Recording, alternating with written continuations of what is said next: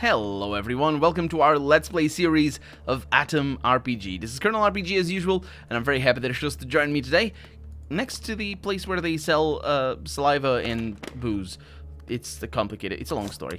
We are just stealing things and looking for the detective. I don't...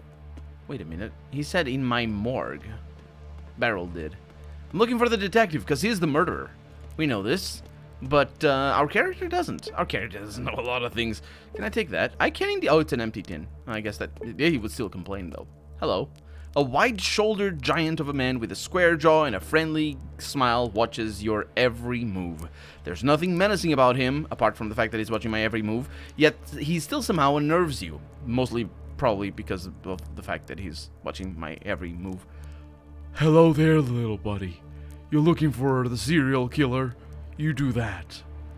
Who are you, big guy? Call me Rabbit, buddy. They call me that because I like eating rabbit meat. The other ones don't? It works for me, you know. I hate all other kinds of meat. Oh, right. Pork, beef, canned meat, except if it's rabbit. Mystery meat, even if it's rabbit. I'd rather eat dry biscuits than those kinds of meat. Funny little addiction I've got, right? I wouldn't call it an addiction. What are you guarding? The station? I was told to guard the entrance for a while. Why not? I answered. I asked. Why not? So yeah, you are right. Any juicy rumors? There's plenty of rumors. I prefer the ones about the woodpecker serial killer. Will someone catch him soon? Or will not, or not? So what's the mood around the station? People became more nervous lately. The woodpecker killings made everyone paranoid. Except for that one guy that didn't care. I don't remember his name. I think it's funny in a way because people always died here like flies before any serial killer even showed up. I guess it became the last drop. The last drop. Well, this is where we got in from. Absolutely. The camera was a little bit more close to the floor though. So that's what we saw. Curious. Right. We found it. We knows it. This is the chicken place. It's where the chickens are. Unless it isn't. Am I on the other side? Fancy pants? Lowercase b. A thin grey-haired man shakes around in one place. His hands are dangling free. When he spots you, he livens up and starts talking with a crackly voice. Alms for the poor old man with no home and no hearth, who just wishes for some little fun in his sad life. I was a stalker like you back in the day, Baron. He just says the word Baron. Why do you ask for fun? What? Why do you ask for fun when you don't have no home and no hearth? I'm talking about life itself, Baron. Eating drinks, it's all fun. No, right, sorry, I'm sorry. He doesn't eat the drinks. He says eating and drinking, it's all fun. So will you spare me a few rubles? How about you go earn some yourself? Well, you know, The man waits for a while and then shakes his head. My body's all broken. My arms, my legs, my fingers. Life treated me real harsh. So could you spare this poor old sod a ruble? Sorry, what? Yeah. Here's a $5 for a glass of vodka. The hobo bows to you and takes the money. The hobo? They're all hobos. Isn't a hobo... So... I thought a hobo is somebody without a house. Right? Without a permanent residence. That's because the house is a specific thing. You don't need to have a house to have a residence. You can live in a trailer, for example, and you're not a hobo. Or somebody without a permanent residence. But the word itself confuses me a little bit. I know it's not used like that, though. He's not a hobo. He could be a bum, but anybody can be a bum. And I think bum is probably what they were going for. Thank you kindly, but vodka is a waste of money. I'll buy me some bread to fry. Fry? Yeah, I guess fried bread is a good usage of the bread. Also, it's good because if it's stale, it works a lot better. Although you do need to deep fry it if you want to not taste the gross of old bread.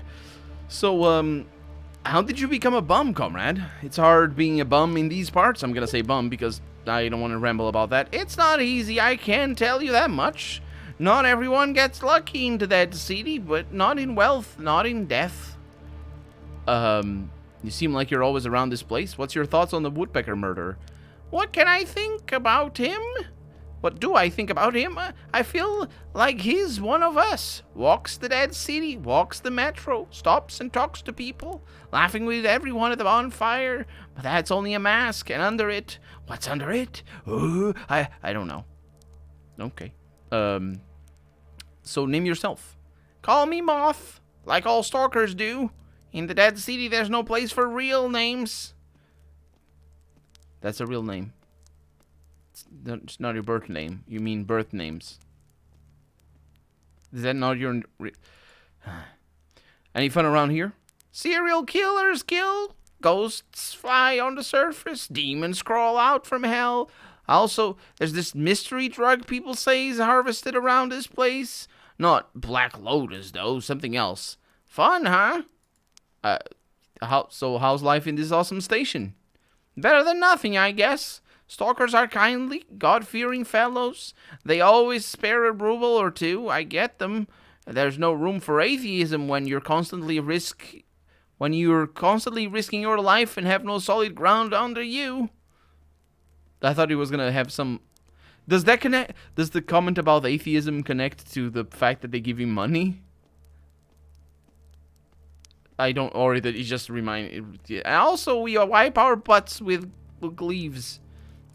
Most likely they would. Actually, with cloth, probably the best and most sanitary way. Unless they can't get water easily, because you need to wash the cloth. Obviously. So, what is it that you're doing here at the store? I'm just standing here, warming myself up. There's no wind or pesky drafts here.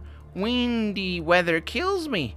More people die of pneumonia around these parts than from monsters and bandits. That sounds very unlikely, actually. Super unlikely.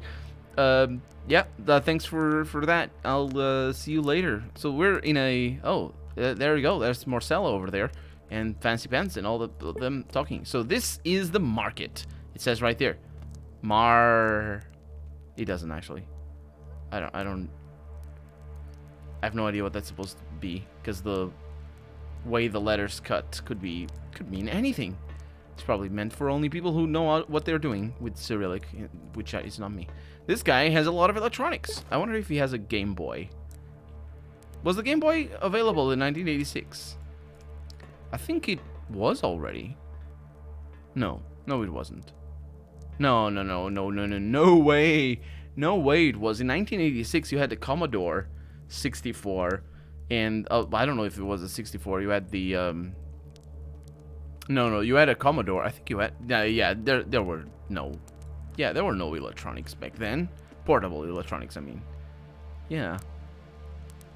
I wonder if he's got any sort of computer in here though that I can't identify naturally. I think Apple II got released in '82, which was like the first big gaming machine. Not the first gaming machine, but the first big gaming machine. It's got microwaves. Yeah, it just has some things in here. It's not really technology or information technology at all. It's other things as well. Some cool stuff. Good stuff. Hey, sir. The owner of the underground shop greets you with a wide, seemingly sincere smile and points to his wares in a subtle way. Hello, friend. Let not the dangers of the Dead City scare you. Be they demons, radioactive winds, shadows, ghosts, vampires, or that woodpecker killer. I'm sure that my wares will help you against all odds. Discount, though? No. Okay. Can I chat? I see no reason not to speak with a good person like you. So how's the trade? Could be better. It could be worse. The only thing to brag about is that my shop is much better than what they got in the snake's den above. People there go to the nastiest tricks in the book to smear the competition. I made sure they are not allowed to go into the station, so don't worry about the quality of my stuff.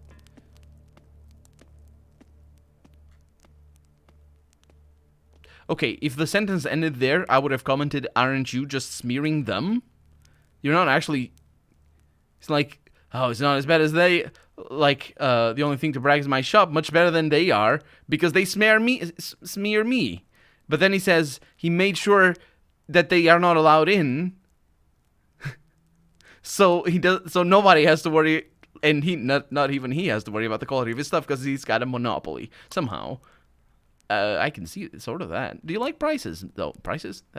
No, his prices are not bad actually. What is that? A hazmat suit. I want that. I don't have the money for that, but I might have the things. That's minus 20 dodge. DG is dodge. Oof. DG is not dodge. DG is super not dodge. I mean, it is dodge, but it shouldn't stand for dodge. That's like GL standing for gold or something like that. Yeah, I like that. I like that a lot. But dynamite stick looks like a cork to me. But then again, it's just paper around nitroglycerin or whatever dynamite is made out of. Yeah, I like it. I like it. He doesn't have money though, so that's a huge problem. So if I want it, yeah, that's just a huge problem. Maybe he's gonna give it to me. I don't know. So I asked him about the trade. Where do you get your wares from? The city? Nah, things from the city are sometimes quite irradiated, so I don't sell them. I get my wares from all sorts of places. Trudograd, Krasnoznameni, the far gate town down south. The list of my providers is as long as the history of trade itself. I bet. I'm sure. Tell me about this station. The safest place in this city, that's for sure. Well, naturally, the latest happenings made everyone a bit paranoid, but believe you me, this place is still safer than the rest of the city. However, there's no escaping the need to go outside once in a while, so I highly recommend equipping yourself for that occasion at my shop. Any juicy room? Did I ask about the station? I did. Juicy rumors? Well, homeless Sonia was hanged by the neck some time ago. Wolf the Stalker went off to hunt what he called demons. The looters changed the password to their base again. Merchant Dubravin believes to be haunted by a ghost. You know, typical stuff. Okay. Well, I guess that's that. I'll see you later. Thank you for having me, I suppose. Can I go back there without him complaining? I can definitely not. Friends? Friends! Everybody's friends. Good. It's important because I do want to go to the morgue. Otherwise we'll never get there. I mean, we would, but it's just, I don't want to. I want to go to the morgue. There you go. Oh, I knew there was something there. What is that? A tin can? A tin can. And there we go. Now that is a woodpecker. Also, bear in mind, this is a world where people actually can have beaks from mutations, which means that it could be an actual woodpecker, and I would like that. Also, it's kind of tricky to see the fate. Nah, it's there. A short man in his 30s is mumbling to himself, contemplating something far beyond the walls of the cool, quote, corpse chamber, unquote. The mere existence of this gloomy room, proves how in his reckless profession the stalker walks hand in hand with death. Very contemplative there, the narrator. You stop next to the man and glance down at the corpse of a young adventurer. His body's been mangled with multiple cuts, tiny burns, and a gaping purple black hole in his cranium. Yeah, poor brain has never seen the light of day, has it? All locked up in its bone prison. Let me set it free, open a way out with a carefully placed blow from my hammer, and then... Yes, he's definitely the killer. Indeed, what then? Was it really a hammer that dealt this blow? Come on, open up to me, woodpecker. Is this your confession? Can we close the case? The man startles. He hadn't realized he was not alone in the corpse chamber. There's a proper name for that. He stands for... It's a morgue. Anyway, he stands for... There's probably a more specific name. Stands frozen for a few seconds and then bursts into laughter. No, of course not. I'm a detective, not the woodpecker. Although sometimes I wish I were him, just so I could solve this terrible case. The man points at the mangled cadaver. Terrible. Just terrible. Who might you be? I'm investigating the murder. Tell me what you were mumbling just now. The detective lowers his head and grins guiltily. I understand how it must have sounded, but the only connection I have to these terrible murders is my desperate desire to solve them. What I was doing just now is a method I read about in a book, and I'm now testing it in the field. It's called thinking like a criminal. Quote, unquote. Serial killers like our woodpecker sometimes have weird motives a normal person simply can't understand. If the theory I'm following is true, once you understand the motive, you'll have a key to the murderer's personality thanks to the magical power of empathy. A textbook for detectives. What is it called? The detective looks away shyly. Well, it's not exactly a textbook. It's rather a classic literary work about the adventures of a renowned Belgian, a certain Monsieur Poirot. Poirot, I think? Is that Poirot? Yeah, it must be Poirot. Yee, he says, but many of the ideas therein apply in real life as well. I have no time for that mustached idiot, says Oxygen. Of all the characters in toilet fiction, the one that's always interested me the most is the mysterious and wise beyond her years Miss Marple.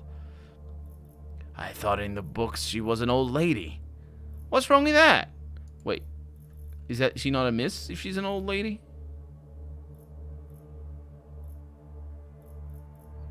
I thought, no, you can be a miss if you're an old lady. Absolutely.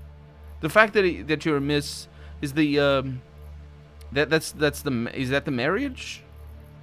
Or maybe it changes depending on the country. I don't know, because obviously maybe it's definitely depending on the language as well. Because in Portuguese, for example, we don't have the word miss. We just use the word. It's closer to madam or ma'am, and for women that are not little girls, and then we use literally the word for little girl for everybody else, or every other woman. Anyway, what's wrong with that? There, says Oxygen. There's no fool like an old fool, I say. He says. Yeah, this Western lady and I would solve the greatest mystery of all. What is the limit to Oxygen's passion? And I like to think that he's thrusting his hips just in like to one side and then turns a little bit to the other side and then thrusts his hips some more as he says this. Yeah, indeed. So what has your empathy? I think that's another thing. Empathy could sort of. Okay. What has your empathy told you this thus far? Slow down. Such requests are counterproductive. We have all the evidence we need on this hapless stiff right in front of us. Let's do this. Take a look of this unfortunate fool and tell me what you see. Perhaps you'll spot something I missed. If you don't, then I'll tell you what I see. Now take a closer look. Okay, I am very good at all the attention, so I will say it's the German word for rage. No, it wouldn't even be a Poirot reference. I think I've watched like half of one of the movies of Poirot, and I was like, nah. But yeah, I think there's multiple. I'm not really sure. Let's see. I can see a big hole in his skull. Oh, I see it's a man. You probably want to go with that first. Anyway, hard to miss, really. Let's go with that. Right. He was hit with something heavy, like a hammer or a pickaxe. The blow was quite precise. That's characteristic of all the murders committed by our woodpecker. This guy's very unscientific. He's not a very good detective. If only we knew why he always finishes the victims off this way. You were assuming that's the super unscientific. I'm not a very big procedural crime show watcher, but you'd need to determine cause of death. That's and he's already jumping to that, saying that that's the cause of death. Anyway, multiple tiny wounds on the body. I think those are traces of torture. He made the poor bastard suffer before cracking his skull open. Creepy, right? Well, you'd have to make sure. That'd be quite tricky. You need a microscope, most likely, to be able to tell if there is you know, and also probably have knowledge of how burn wounds work. Although you probably could experiment on yourself. I guess for a stalker it wouldn't be too bad. You get a cigarette and just burn yourself, observe under the microscope, and then get a dead body or burn the body. You could burn the body, it's dead already, and then observe under the microscope, compare, and see if the burns were made before or after death. Although, well, yeah, the fact that the body was found out in the open probably means that he wasn't killed there, if there's burn wounds, because I imagine torturing out in the open would, I mean, unless this is all of a sudden a nest of just people who are all evil. His facial expression reflects great suffering. No wonder. Who likes being dead? But I think he took on this expression while still alive, while he was being tortured. Sure. There's dirt under his fingernails? And what's that under yours? The Garden of Eden? Could he be What? What's that line for? Okay, there's dirt under his fingernails. Could he have resisted when he was being kidnapped? Okay, scratching at the ground, or maybe he just skipped washing his hands that day. Nah, it's not a valid clue. What? Okay, I don't know where this is going, but sure. The detective, it's kind of tricky to engage with this, because I, engage, me trying to get any clues from here. I think I passed that, because I have extreme amount of attention. And he said, and if I pass that, and he says it's not a thing, that probably means that he's the culprit, as I've said from the beginning, before I even knew where he was. He sighs sadly, his shoulder drooping. Yeah, just a hole in his skull and traces of torture on his body and face. All the woodpecker's victims look like that. We've come to a dead end. I'd better have another look at the corpse. The detective steps aside. Look as long as you like. Look and share your ideas. I'd like to ask you a couple of questions. Okay, what do you want to know? So what's your name, mate? Haven't I introduced myself? My mum called me Nikita. I rarely use that name these days, although it's nice. You can simply call me Detective. Okay, Nikita. Where are you from originally? Haven't I told you? No, I guess I haven't. I'm from Kazakhstan. A week before the war, my father took me and my mum on vacation at my auntie's village near Trudograd. That's where we were when the world got blasted. I've all but forgotten my homeland now. Day-to-day life, the smells, and so on. Why did you choose this profession? Who says it's his profession? It's like I imagine he's employed a lot. That's his profession. I like riddles. I even like answering your questions. If there's a question mark at the end of a sentence, I rush to answer. Oof. Well, you get a lot of upsetting things, because there's a lot of questions asked without question marks at the end. What was your most surprising case? That happened a couple of years ago when I was working at the Trudograd manufactory. 2 weeks into the job, the bosses gathered us all together and started blaring us for a constant shortage of supplies and product and so on.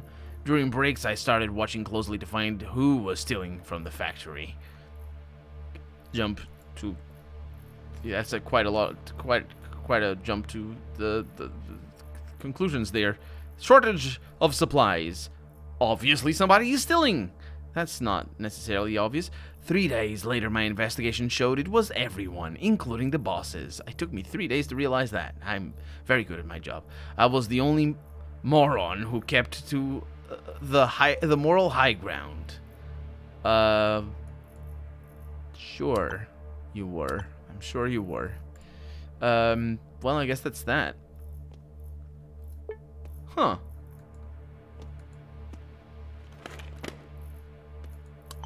You jerk. You jerk.